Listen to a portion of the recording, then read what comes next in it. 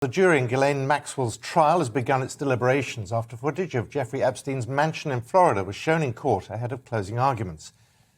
Video of the late paedophile's Palm Beach estate was shown in evidence in Maxwell's federal sex trafficking hearing. Prosecutors called her a sophisticated predator, while her lawyers alleged sensationalism in their final statements to jurors. Well, Maxwell faces up to 80 years in prison if convicted. Nigel Cawthorne is the author of Ghislaine Maxwell, The Fall of the World's Most Notorious Socialite. Nigel, thank you very much for joining us. Deliberations start. It's going to be difficult to anticipate how the jury are going to fall on this. It's been a tense, fraught trial. Indeed, it has been much shorter than we thought it was going to be. It was scheduled for 6 weeks. The defence said that they were going to have 35 witnesses lined up, and they've only just had 9. What is your gut telling you in terms of, is she going to spend her 60th birthday on Christmas Day in prison where she will remain for the rest of her life, or has her defence done a reasonable job? Well, there really hasn't been much of a defence. They tried to make out that these young women accusing her, the 4 young women, were all just out after money, and because they got like $2-3 million each out of the Epstein estate. But then it turns out that Ghislaine Maxwell benefited by $30 million from Epstein. So that was rather an empty charge. And then they had this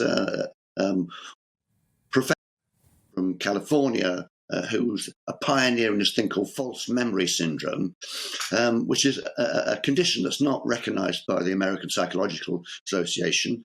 And it turns out that she was getting $600 an hour for flying over from California to testify. It's also transpired that she was in the defence team for Harvey Weinstein. So I think her credibility is a bit thin. They were going to call the accusers' lawyers as well to ask about their sort of the attitude these girls had towards making more money, and they didn't call them either. And of course, Ghislaine Maxwell herself didn't speak in her own defence. For the defence, they said Maxwell was an innocent woman who committed no crime and only found herself on trial because Epstein could not be brought to justice. How much clout do you think that line of argument has actually had with the jury? I would think that it is rather thin. Because the judge gave another ruling over the weekend saying that if she'd ignored what was going on or willfully avoided knowing what Epstein was up to, then she was culpable. Well, we all know the one thing definitely we do know about this case is that Epstein was a sex offender, because he admitted as much in the court in 2008. And the offences that he was tried for then, Maxwell was around when those offences were committed, so she must have known. Well, this is the nub of it, isn't it? Because this relationship between Ghislaine Maxwell and Epstein, her defence saying, look, they were very good friends. The prosecution say this was sick. Well, yeah. I mean, there's testimony again that they were much closer than just good friends. That they were kind of, joined at the hip at one point. It's very difficult to believe that she didn't know what was going on. How do you think she's fared in this? This is someone who was known as this charismatic, infectious person who, has come under intense scrutiny. Personally, how do you think she's fared? Well, rather well, I think, because she's been in detention centre for 17 months now, woken up every 15 minutes during the night with a light being flashed in her face.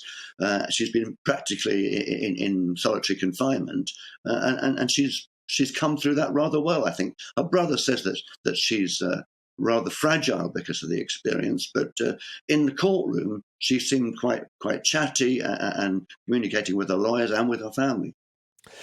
Nigel, I'm of an age where I remember her father. I interviewed him.